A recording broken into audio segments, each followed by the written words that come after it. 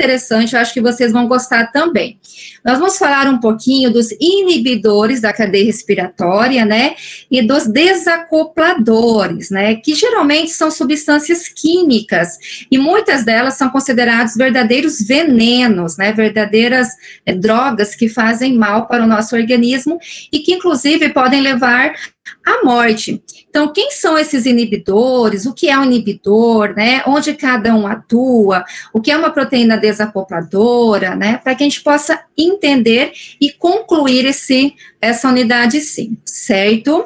Quando nós falamos, pessoal, de inibidores da cadeia de transporte, nós estamos falando de substâncias químicas que vão inibir algumas dessas proteínas de membrana que se encontram ao longo da crista mitocondrial, ou também chamada membrana interna, né, da mitocôndria. Quais eram mesmo as proteínas de membrana, pessoal? Complexo 1, complexo 2, complexo 3 e complexo 4, tá? Então, os inibidores de cadeia de transporte atuam nesses complexos, inibindo, né? Inibindo como, professora? Inibindo principalmente através de uma inibição competitiva, né? Inibindo também, principalmente, o nosso oxigênio, para que esse oxigênio ele não receba esses elétrons, né, que estão vindo através das proteínas de membrana, que vem do nosso NADH e do nosso FADH2.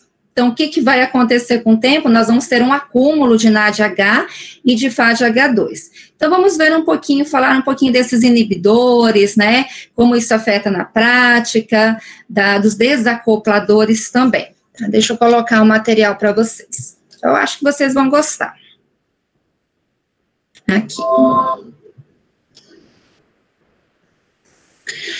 Muito bem, deja que los pequenos detalhes llenen de alegria tu vida. Buenos dias, pessoal. De novo aqui para vocês. E hoje o nosso conteúdo são os inibidores e proteínas acopladoras ou desacopladoras, né?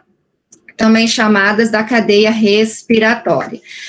Então, essas substâncias, né, são substâncias químicas, como diz aqui o material, que vão fazer que não aconteça esse transporte de elétrons, essa transferência de elétrons, né? Então, não vai acontecer essa transferência de elétrons do complexo 1, por exemplo, até o complexo 3, ou do complexo 3 para o complexo 4, né? Então, elas vão agir, né, durante esse trabalhinho ali da cadeia respiratória. Por outro lado, os desacopladores, o que acontece? O desacoplador, ele não vai interferir nessa transferência de elétrons, não. E não vai transferir também, não vai interferir no bombeamento de oxigênio também, não. O que acontece? Nós vimos, né, que esses prótons que se encontram no espaço intra ou intermembranoso, não é, pessoal? Eles voltam para a matriz mitocondrial através da nossa ATP sintase, não é assim que acontece? O que esses desacopladores eles vão fazer? Os desacopladores são certas proteínas que vão se inserir na nossa crista mitocondrial e vão criar canais, vão criar caminhos alternativos para a passagem desses prótons do espaço intramembranal a matriz mitocondrial, sem passar pela ATP sintase. Olha só, se não passa pela ATP sintase, o que acontece? Não acontece síntese de ATPs, não é? Quando eles fazem esse canal, esse caminho para a passagem dos prótons para a matriz mitocondrial, então nós não formamos ATP, mas o nosso organismo, o que vai acontecer ali? Ele vai dissipar calor, ele vai liberar calor, vai promover o aquecimento. Então, toda a nossa alimentação, porque nós nos alimentamos para obter proteínas, né? Para obter todas essas substâncias que agem no nosso metabolismo, esses alimentos, uma vez ingeridos, né, digeridos, eles não vão ser utilizados para formar ATP, né? Então, o que acontece? O nosso organismo vai começar o quê? Queimar calorias, né? Por isso, nós vamos ver que esses desacopladores, né, eles são utilizados muitas vezes de forma errada para o emagrecimento, tá? Para a queima de graça. mas isso poderia ser fatal em muitos casos, tá? Então, a gente vai dar alguns exemplos aqui desses desacopladores. Então, primeiro conceito, o que são os inibidores da cadeia de transporte de elétrons? São substâncias químicas que vão se unir ao complexo 1, ao complexo 2, ou ao complexo 3, ou ao complexo 4, em uma dessas proteínas de membrana, e vão bloquear, não vai deixar acontecer essa transferência de elétrons. Não vai deixar com que esses elétrons cheguem até o oxigênio. Se eles não chegam até o oxigênio, consequentemente, também não tem síntese de ATP, nesse caso. Outro detalhe dos inibidores da cadeia de transporte de elétrons também, eles vão interferir na oxidação do NADH e do FADH2. Eles não vão oxidar. Se eles não oxidam, nós vamos ter um acúmulo de NADH e de FADH2 também. Certo? Um exemplo bem claro, né, de um inibidor de transporte de elétrons é o nosso cianeto, cianuro chamado espanhol. Eu creio que vocês já ouviram falar desse veneno, porque na verdade ele é um veneno, né? Ele foi bastante utilizado na Segunda Guerra Mundial, né, nessas câmaras de gás, que eram gases que tinham cianeto. Então, qual o mecanismo de ação do cianeto, do cianuro, pessoal? O mecanismo de ação bioquimicamente falando, né, metabolicamente falando, ele vai agir lá no complexo 4, no citocromo C oxidasa. O que ele vai fazer lá no finalzinho? Não vai deixar com que esse oxigênio, ele atraia para si os elétrons. Não vai permitir essa união dos elétrons para com o oxigênio. Por quê? Porque acontece uma inibição competitiva. O cianeto, ele vai competir com o oxigênio pelos elétrons. Olha só. Então, com o tempo, isso também vai impedir o quê? A síntese de ATPs, né? Isso vai fazer com que tenha um acúmulo, né, de NADH e de FADH2 no nosso organismo. Porque como ele vai fazer uma inibição competitiva com o oxigênio, não vai ter quem oxide o NADH e o FADH2. E as nossas coenzimas, elas continuam vindo, elas continuam chegando da via glucolítica, do ciclo de Krebs, porque elas não sabem o que está acontecendo. Então, eles estão chegando ali com seus caminhõezinhos, né, para descarregar os seus elétrons. Só como eles não conseguem, porque não tem quem transfira esses elétrons, né, porque tem o cianeto ali. Agora, uma boa notícia em relação a isso é que existe um antídoto, tá, para a intoxicação com cianeto. Quem é esse antídoto, pessoal? É a hidroxicobalamina. Hidroxicobalamina. A hidroxicobalamina, cobalamina vocês já estudaram, vem de vitamina B12, né? Só que a hidroxicobalamina seria vitamina B12 com radicais hidroxi, OH. O que acontece? Esses radicais hidroxi da hidroxicobalamina, eles têm afinidade com cianeto. Olha só. Então, esse grupo OH, ele vai atrair o cianeto, né? Então, de uma certa maneira, ele vai desintoxicar. A cobalamina, ela fica livre no organismo, e a cobalamina, pessoal, é a vitamina B12. A vitamina B12 é uma vitamina hidrossolúvel, não é? Então, ela tem facilidade de ser eliminada pelo nosso organismo, né? Então, olhem só, o cianeto, ele é um inibidor da cadeia de transporte, ele atua no complexo 4 da cadeia de transporte. Um outro inibidor que nós vamos ver também, que atua também no complexo 4, é o monóxido de carbono, tá? Então, também, ele tem o mesmo processo que o cianeto, né? A mesma coisa, o mesmo mecanismo de ação.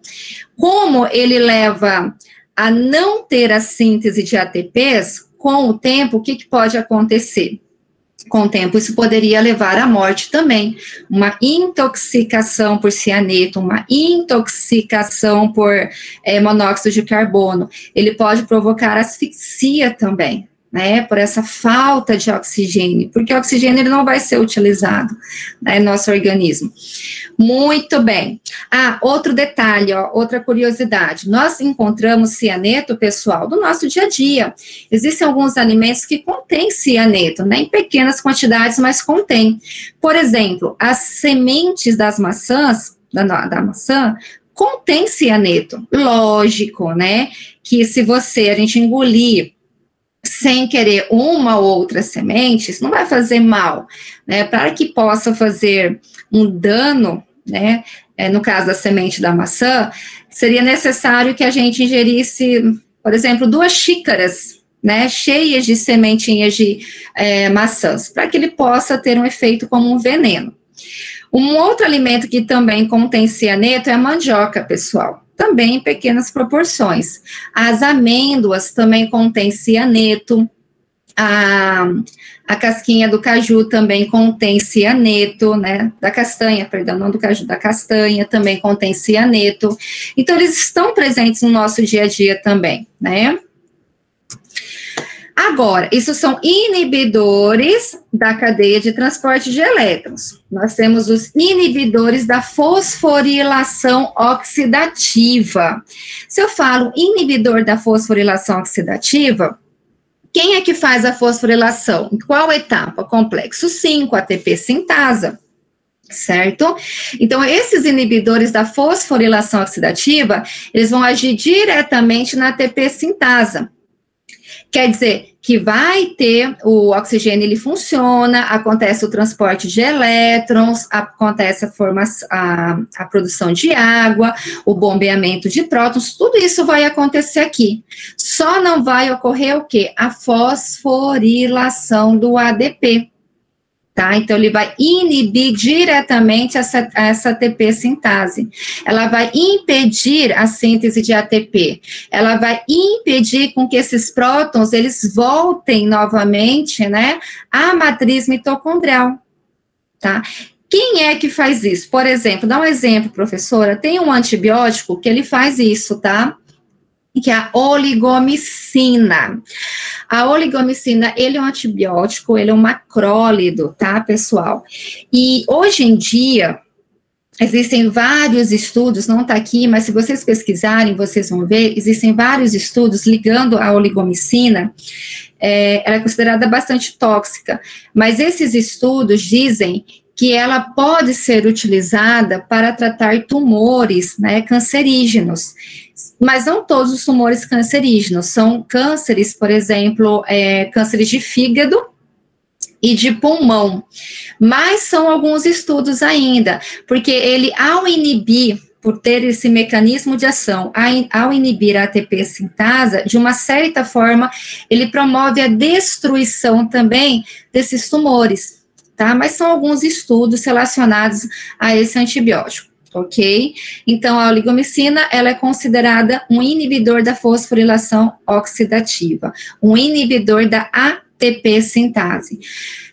Se a gente for analisar a estrutura da nossa ATP sintasa, vocês vão verificar que ela tem um canalzinho e a turbina, assim, né? Onde ficam girando, onde essa turbina fica girando.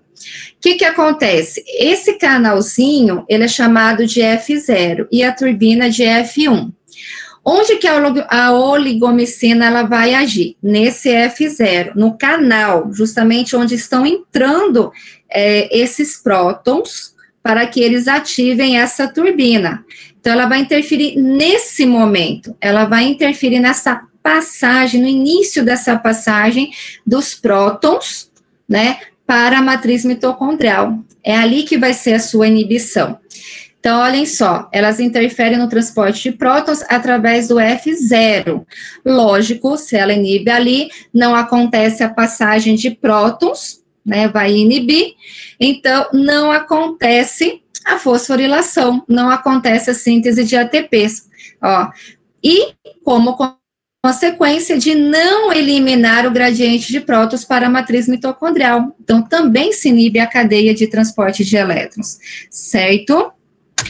E ainda nós temos o que nós chamamos de desacopladores da cadeia respiratória, como eu falei no início hoje. Os desacopladores são substâncias químicas, né, que vão criar esse caminho alternativo para a passagem de prótons do espaço intramembranal para a matriz mitocondrial, sem passar pela ATP sintase. Então, não acontece também a síntese de ATP. Vai acontecer a transferência de elétrons, o oxigênio vai aceitar esses elétrons, tudo isso vai acontecer. A única coisa que não ocorre é a passagem desses prótons pela ATP sintase. Então, olhem só, são substâncias que dissipam o gradiente eletroquímico ao facilitar a entrada de protones à matriz através de atajos. São caminhos alternativos, né? Proporcionados por essas substâncias, e por essa razão ocorre o transporte de elétrons, acontece o transporte de elétrons, mas não acontece o quê? A fosforilação oxidativa. Por quê? Porque esses prótons não passam pela ATP sintase. Pessoal, o dinitrofenol, chamado de DNP, foi uma substância química, ela foi utilizada como fármaco, e hoje em dia, infelizmente, ainda ela é vendida através da internet, vamos dizer assim, camufladamente, né? Porque a sua venda está proibida. Na década de 30, ela foi bastante utilizada como fármaco, como um emagrecedor. Então, ele era utilizado, né? Ele é um desacoplante, mas ele tem muitos efeitos adversos também. E ele pode causar a morte. Por quê? Porque a janela terapêutica dela, ela é bem estreita. Quando nós analisamos qualquer fármaco, nós temos que levar em consideração o quê? A partir do momento que esse fármaco, ele começa a ter o efeito terapêutico, né? E a partir do momento que esse fármaco tem um efeito tóxico, tá? Muitos fármacos, eles vão ter esse limite entre o efeito terapêutico e o efeito tóxico muito estreito. E aí ele se torna muito perigoso, tá? É o que acontece com o dinitrofenol e com vários outros compostos, com vários outros fármacos, né? Se ele é um pouquinho, esse espaço entre o efeito terapêutico e o efeito tóxico um pouquinho maior, ele não é um fármaco que tenha, vamos dizer assim, que seja tão perigoso assim, né? Tem um efeito adverso, mas não é tão perigoso assim. Existem outros fármacos, como o dinitrofenol, por exemplo, onde esse efeito terapêutico, ele está bem próximo do efeito tóxico. Então, ele se torna perigoso, sem o controle, né? Tanto é que ele ocasionou muitas mortes, muitas intoxicações também, tá? E até 2015, né, existem relatos de pessoas que faleceram pelo uso do dinitrofenol também, né? Até faz pouco tempo, né? 2015, 2020, né, 5 anos atrás, não é tanto tempo assim.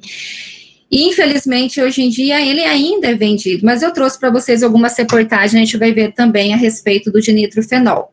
Qual é a função dele? Ele é um desacoplante, quer dizer o quê? Que ele vai criar esses caminhos alternativos, né, para a passagem do próton para a matriz mitocondrial, sem a produção de ATP. Tá? Então, o efeito, ele é um veneno, ele é considerado, né, então ele inibe a produção de ATP, tá? Ao não regenerar esse gradiente de pH, né?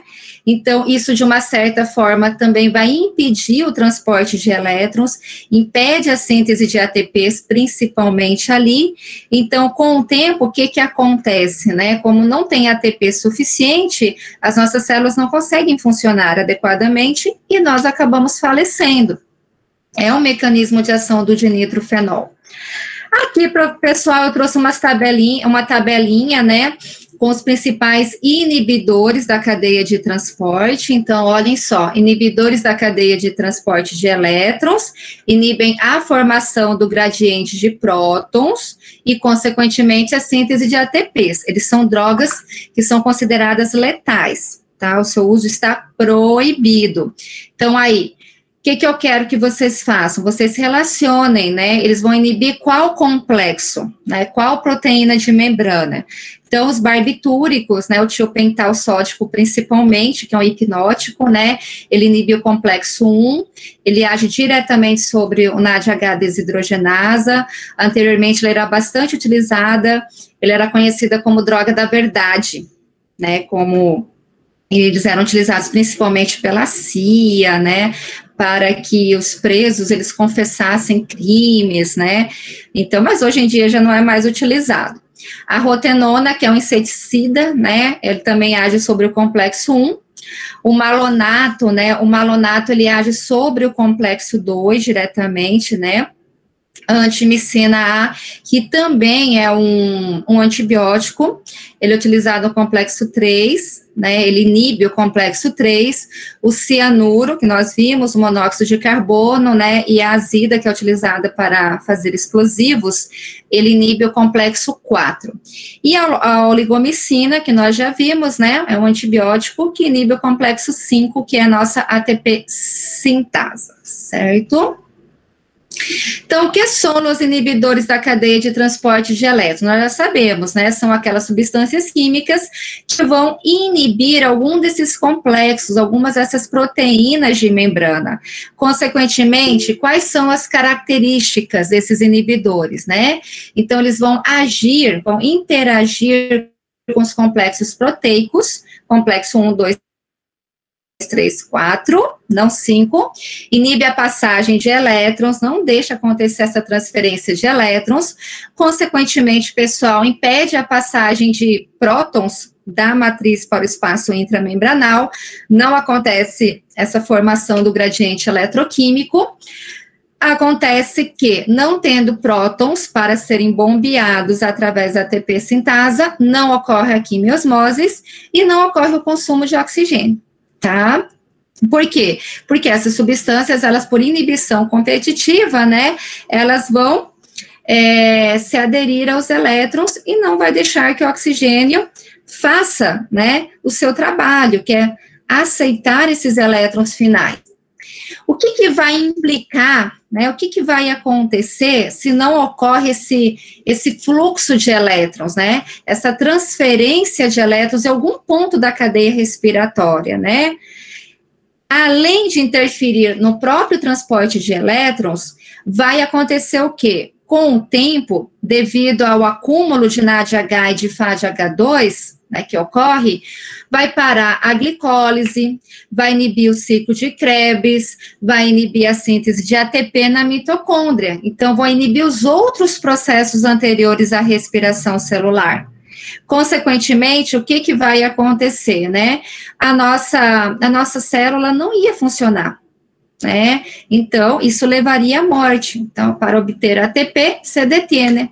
Não acontece. Então, para a glicólise, para ciclo de Krebs, né? Para todos os outros processos.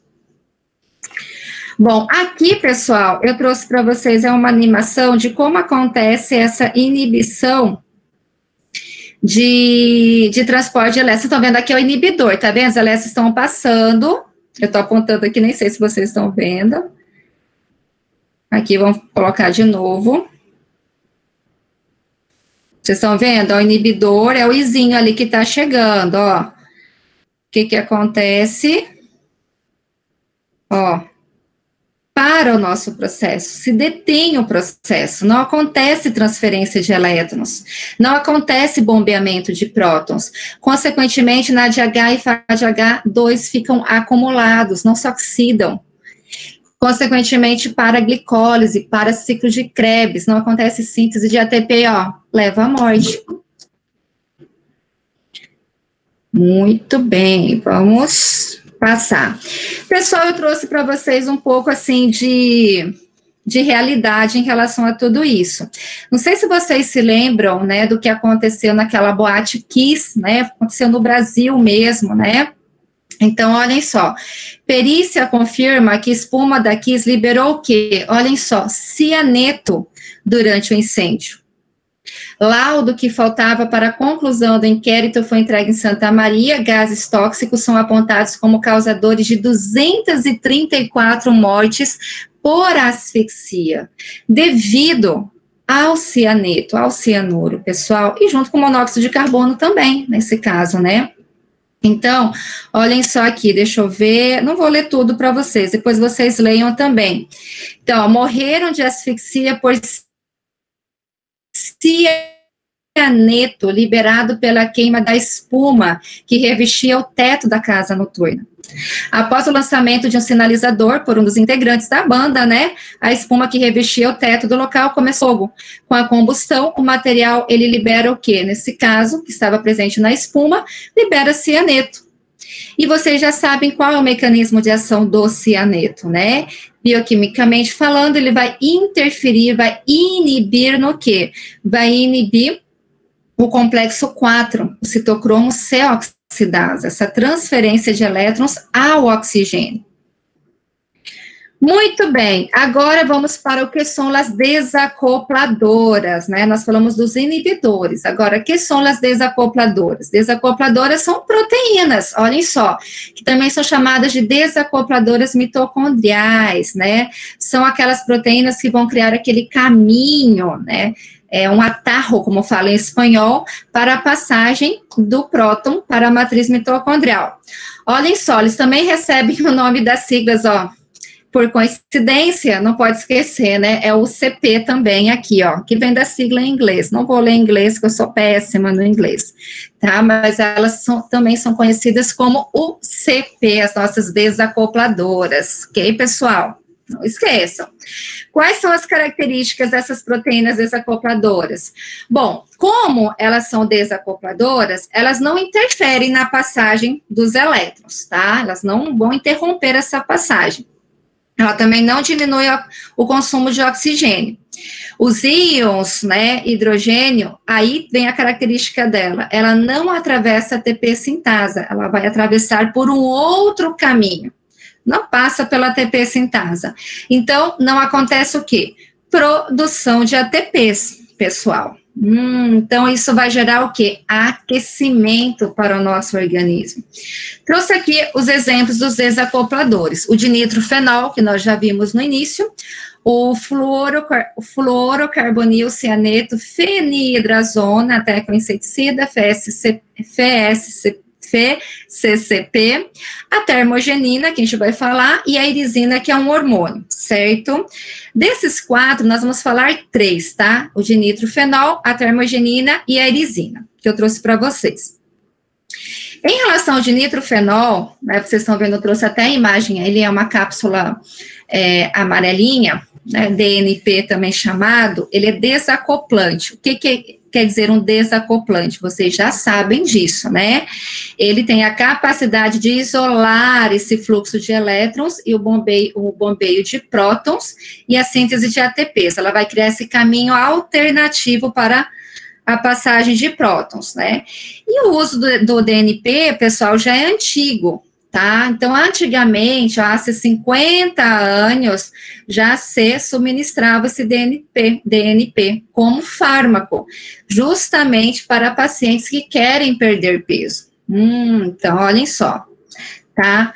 Por que tem esse efeito? Por que é perigoso o seu uso desse desacoplante? Então, olhem só, qual o mecanismo de ação dele? Ele vai dissipar esse gradiente de prótons, né? Ele vai fazer com que ele se dissipe, ele volte à matriz mitocondrial e vai liberar calor. Ele reduz a produção de ATP porque ele não passa pela ATP sintasa, esse próton, para voltar à matriz mitocondrial. O que acontece nesse caso? Por que emagrece?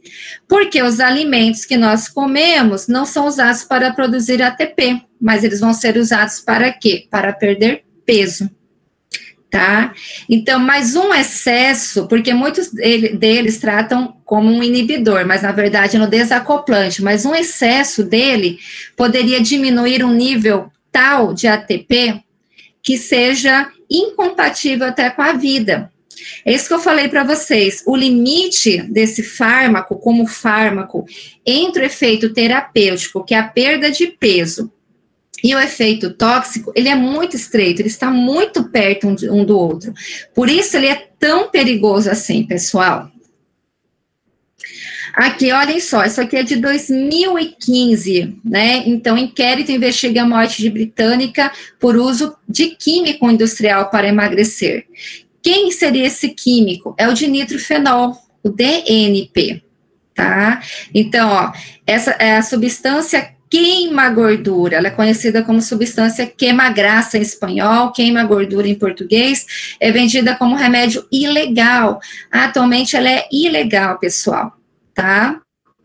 Aqui eu trouxe mais para vocês, ó, morir para adelgaçar. Então, nesse caso, essa jovem, né, que é Louise Aime, né, ela sofria de bulimia, ela morreu aos 21 anos, em 2015, né, quando ela ingeriu 8 cápsulas, né, de DNP. E como ele não tem um antídoto, pessoal, então, se for por intoxicação, é muito difícil salvar, né, pode acontecer de salvar, mas no caso dela, como ela ingeriu 8 mesmo, né, isso foi fatal, né, para a morte dessa jovem. Olhem aqui ela, né, em 2015, tomou 8 pastilhas de DNP, né, então ela é conhecida como queima-graças, como eu falei para vocês. Atualmente, infelizmente, às vezes nós podemos encontrar pela internet também o dinitrofenol camuflado, logicamente, né, então... ele não é novo, ele já era utilizado na década de 1930, né, mas atualmente já, desde 1938, já a venda dela já estava proibida, ele é considerado não somente um fármaco, mas senão um veneno, não está apta para o consumo humano, tá? Mas, como eu falei para vocês, né, infelizmente pela internet, né, existe toda uma indústria por trás também, né, e ele ainda, nós conseguimos encontrá-la, né, como, com esse rótulo, queima-graças, queima-gordura. Que mais que eu trouxe para vocês? Então, aqui, olhem só, os investigadores, né, então, observaram casos fatais ainda, já em 2001, 2010, então, ó, desde a década de 30 ele já era utilizado, em 1938 já foi proibida, mas em 2000 até 2015 nós temos relatos ainda de pessoas que utilizam, e vai saber se ainda não está sendo utilizado, né? Trouxe para vocês quais são os signos da intoxicação pelo dinitrofenol, então seriam uma pele quente, né, essa sensação de aquecimento, seca, sudoreses, uma sede excessiva, aumenta o ritmo cardíaco, respiração agitada, são signos de intoxicação por dinitrofenol, tá, pessoal? Ele é um desacoplador, como eu falei para vocês. Não existe nenhum antídoto para intoxicação pelo dinitrofenol, tá? Então, ó, seu uso desregulado através da internet, né, tem feito com que esse perigoso pó amarelo volte a estar de moda novamente. Então, tomar bastante cuidado, porque ele é letal, ele é um veneno e ele pode levar à morte. Bom, agora nós vamos falar de um outro desacoplador, né, que seria bom, que é a termogenina, que é chamada de UCP1, né? Então, ela está relacionada com o que a termogenina? Com a produção de calor, porque quando esses prótons eles voltam à matriz mitocondrial, eles vão ser dissipados na forma de calor. Quem ativa a termogenina? O frio ativa a termogenina. Por que ela vai ativar a termogenina? Porque o frio, ele vai estimular o quê? A produção dessas proteínas, da UCP1, né? Fazer esse canal alternativo na crista mitocondrial para a volta dos nossos prótons na forma de calor, de forma a manter o nosso corpo aquecido. Como eu já tinha falado na aula passada, certos animais, como os ursos, por exemplo, eles utilizam a termogenina, né, para manter-se aquecidos, né? Vamos falar um pouquinho mais dela. Então, qual é a função da UCP1, da termogenina, né? É produzir calor, manter a nossa temperatura corporal. Ela é uma proteína desacopladora, que recebe o nome de termogenina. O que caracteriza a termogenina? Nós temos as células, os adipocitos marrons, e temos os adipocitos brancos. Olhem só. Os adipocitos brancos, pessoal, são aquelas que vai ter o acúmulo de energia, são os nossos triglicéridos, podemos chamar assim, né? E o tecido adiposo marrom, o que ele vai fazer? Ele vai fazer esse estímulo de calor, nessa produção de calor, e ao mesmo tempo ele vai queimar gorduras também, é como se fosse um queima-graças, mas um queima-graças legal, né, para o nosso organismo. Então, a UCP1, que é a termogenina, ela é uma característica das células do tecido adiposo marrom. Quando ele vai ser ativado, né? Ele vai ser ativado em situações de baixas temperaturas, por exemplo. Nesse caso, nosso sistema nervoso simpático, né? Ele vai agir sobre quem? Sobre os agonistas beta-adrenérgicos, e eles vão ser estimulados devido ao frio. E ali ele vai estimular a produção da UCP1 através dos nossos adipocitos marrons, né? É esse o mecanismo de ação. Também existem alguns fármacos, pessoal, que estimulam a nossa termogenina, né? Que são fármacos beta-adrenérgicos. E eles são fármacos que são bastante utilizados para tratar a obesidade também, porque como ele é um dissipador de calor, né? Então, ele ajuda também no mecanismo de queimar lipídios, né? De degradar esses lipídios. Olhem só que esse esqueminha tá bem interessante, tá? Ele é um pouquinho diferente do que eu tinha apresentado para vocês, porque aqui embaixo nós vamos ter quem? Aqui embaixo nós vamos ter a nossa, o nosso espaço intramembranoso e aqui em cima a nossa matriz mitocondrial. Isso tá um pouquinho diferente. O vermelhinho é sem a presença da termogenina. Naturalmente, o que acontecia? Então, os nossos elétrons vão sendo transferidos, olha aqui, pelas nossas proteínas de membrana. Acontece o bombeamento de prótons para o espaço intramembranal, certo? Sem a presença da termogenina, né, o que acontece com esses prótons? Eles vão ativar a nossa ATP sintase, olhem só aqui, né, e aí nós vamos ter a fosforilação, síntese de ATP, ok. Com a presença da termogenina, o que vai acontecer, né? Ele vai criar um outro caminho, olhem só, termogenina, proteína desacopladora, para a passagem desse próton para a matriz mitocondrial. Lógico que aí não tem ATP, mas tem produção de calor. Essa produção de calor vai estimular o quê? A queima das gorduras, estimuladas, nesse caso, pelos nossos adipocitos marrons, né? Eles vão estimular, eles que contêm a nossa termogenina, ok? Aí eu coloquei para vocês também o que é um efeito termogênico, pessoal. Nós falamos muito de várias substâncias que têm efeito termogênico, inclusive o café, né? A cafeína se diz que tem um efeito termogênico, né? Mas assim, a cafeína, se a gente for estudar um pouquinho mais, né? 400 miligramas dela é o permitido atualmente, né? Está dentro do que seja legal. Mas, para que ela tenha um efeito termogênico, nós precisamos de uma quantidade muito superior a 400 miligramas, né? 1000 miligramas seria o ideal, e olha lá ainda para que ele tenha esse efeito termogênico, tá? Então, nós precisamos de uma alta concentração de cafeína para que ele tenha esse efeito termogênico. Existem outras substâncias também que são utilizadas como termogênicos. Não sei se vocês ouviram falar do clenbuterol, que está ali, né? O clenbuterol, aliás, ele é um fármaco que é utilizado não para queimar graças, né, mas senão ele é utilizado para o tratamento de doenças respiratórias, como, por exemplo, asma, como bronquite, porque ele tem um efeito broncodilatador, ok? Mas também ele tem um efeito de termogênico também, isso já foi observado. Mas para que ele tenha esse efeito termogênico, o ideal é que seja administrado 120 microgramas desse medicamento, tá? E isso com controle também de profissional, tá?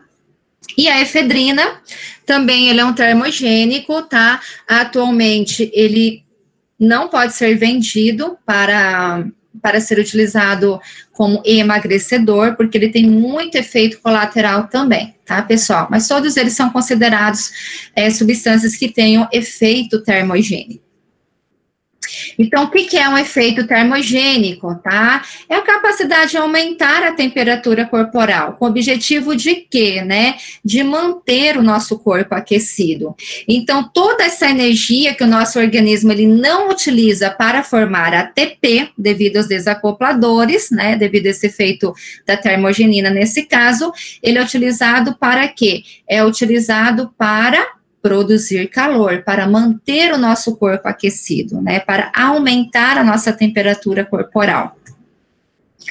E existem 3 formas, tá, de obter essa termogenia. Quais são essas 3 formas? O aumento do metabolismo. Como que nós aumentamos o metabolismo? É um dos trabalhos que vocês vão fazer, né, é um dos temas do trabalho prático de vocês, né? Então, uma das formas vai ser através de exercícios físicos, né? Estimulando. Um outro fator também que estimula o aumento do metabolismo são situações de frio. O frio também estimula o aumento do metabolismo, certo?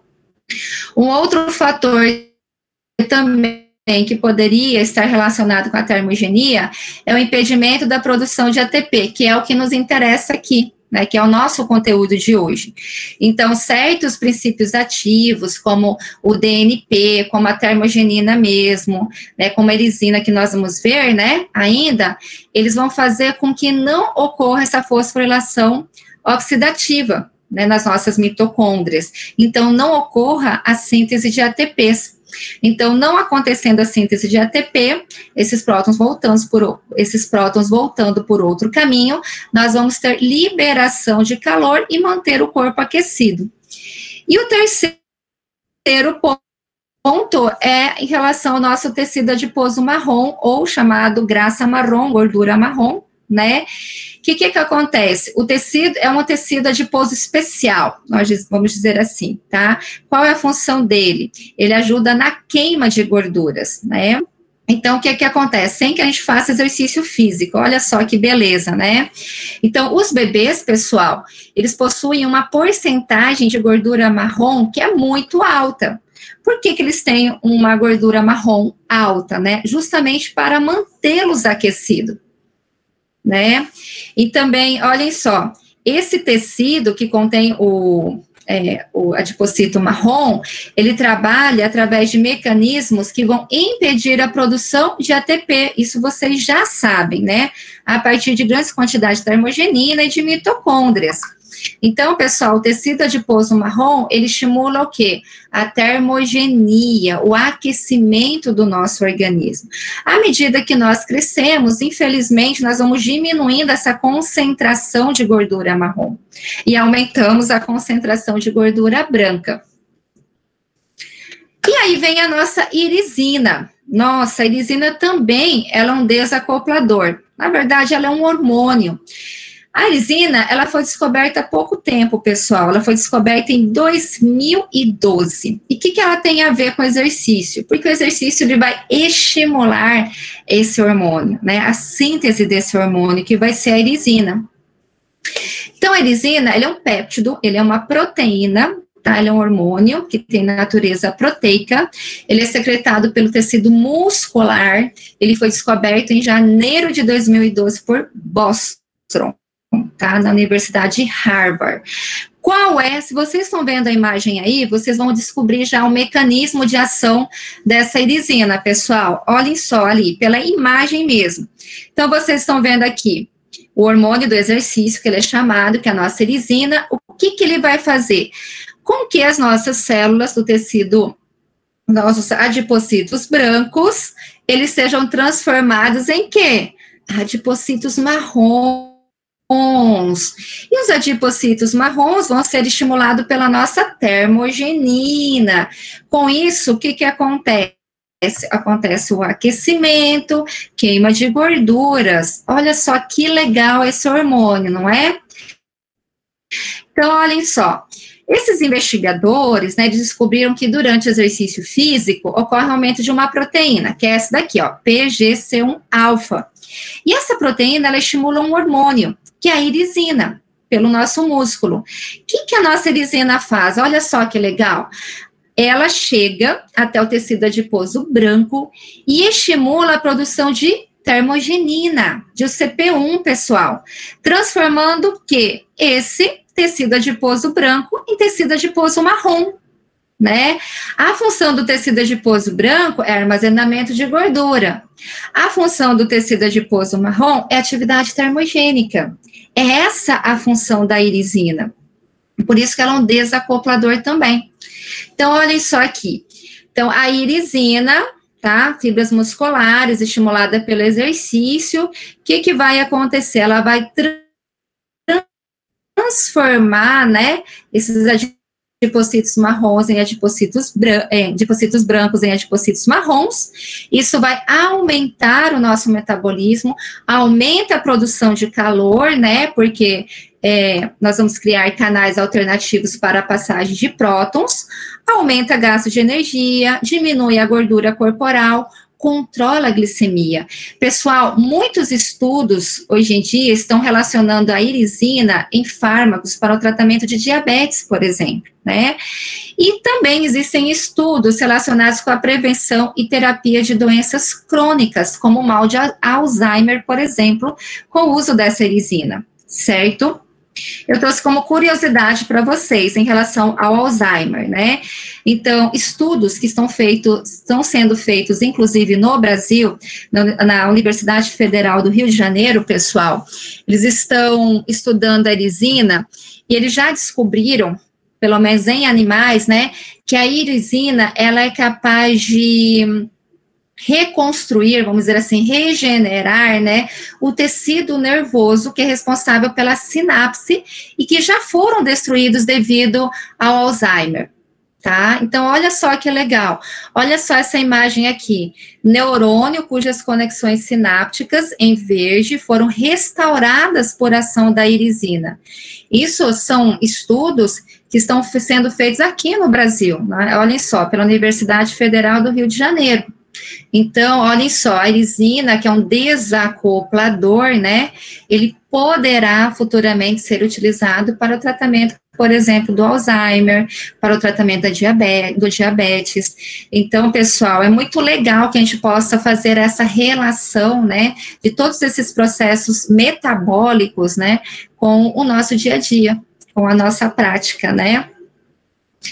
E eu acho que é isso. Então, aqui, mais uma vez, uma imagem relacionada à nossa irisina, ó, exercício físico, ele libera essa irisina. O que essa irisina ela vai fazer, né? Ela se liga à membrana, né? Ela vai até o adipocito na gordura branca, ela vai estimular ao CP1, a termogenina, e vai ser transformada em gordura marrom, né, que vai fazer com que o nosso organismo, ele queime essa gordura. Por que ele fala queima a gordura? Porque ele libera calor, né, porque ele faz esse canal alternativo para a passagem de prótons do espaço intramembranal para a matriz mitocondrial. Olha só que legal, pessoal. E aqui é uma imagem de uma desacopladora. Olhem só, aí está a nossa desacopladora. Ó, exterior. Então, ela faz essa passagem para a matriz mitocondrial, como vocês estão vendo aí. E ali eles vão liberando o quê? Calor. Mais uma vez, para que vocês possam visualizar. Ok? Eu acho que é isso, pessoal. E como sempre, vocês têm os exercíciozinhos que vocês irão fazer, né? Aqui eu caprichei, confesso. Coloquei 18 mesmo para vocês, ó. Gente, alguma pergunta, alguma curiosidade? Espero que vocês tenham gostado. Gostaram? Acharam interessante? Professora? Pode falar, tô aqui. Só uma dúvida ali em relação à produção de calor. Os desacopladores, eles fazem que os íons de hidrógenos, eles passam do meio intermembranal para o meio matricial, por meio de outros caminhos, né? Isso mesmo. Beleza. Uhum. Daí, os termogênicos, eles criam um outro canal para que esses prótons voltem para o meio intermembranal. Não, na verdade, eles não vão criar um outro canal para voltar novamente para o intramembranal. Isso vai acontecer naturalmente, porque eles não vão interferir, os desacopladores, eles não interferem nessa transferência de elétrons. Isso vai acontecer normalmente. Tá? Então, vai acontecer a transferência de elétrons, como nós vimos, né? Vai acontecer o bombeamento de prótons da matriz para o espaço intramembranal normal, até aí tudo normal. Os desacopladores não vão interferir ali. A única coisa que eles vão fazer é nesse caminho de volta, só ali, tá bom? Só nesse caminho de volta. Não vai passar pela ATP sintasa, vai passar por outro caminho. É só ali que eles vão interferir. Ao fazer isso, ele vai fazer o quê? Que aconteça a liberação de calor em vez de síntese de ATPs. É isso que ele vai fazer. Tá? Então ele, em vez de voltar como ATP para a matriz, ele volta como calor. Isso, ele volta como calor. É isso mesmo. Tá? É isso mesmo. Agora deixa eu ver as outras perguntas aqui pelo chat. Vamos ver aqui. Então, não sabemos ainda, Xará, Débora, se podemos encontrar a arisina em alguns alimentos, tá? Alguns dizem que sim, né? Principalmente nas frutas cítricas, mas não tem estudo ainda. Ah, não sabia, Ricardo. Eu vi uma pesquisa em relação ao Covid-19, sim. Vou até procurar, e se você achar, você traz para a gente também, que seria muito interessante fazer esse link também com a Covid-19, ok? Se você achar, você manda para a gente que a gente vê. Muito bom, verdade. Tá, pessoal? Não saiam ainda, por favor, que eu tenho que pegar a chamada de vocês. Peraí. Só um momento. Deixa eu voltar aqui.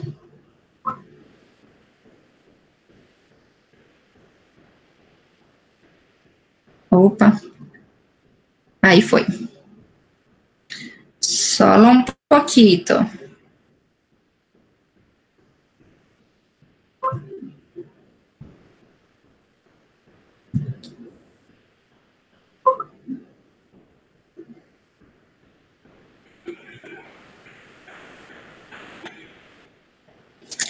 Quarto semestres A e B. Cidade Leste, sede 3. Dia 20.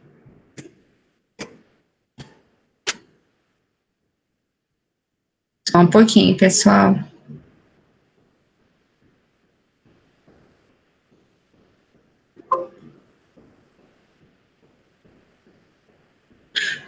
Ok, pessoal, prontinho, tá? Vocês são liberados, pelo menos, de bioquímica. Espero que vocês tenham gostado. Hasta martes que viene. Boa prova para quem vai fazer a prova de processo, tá bom? Prestem bastante atenção. Tchau, tchau, Adriene. Tchau, Jefferson. Tchau, Pri. Tchau, Gui. Nos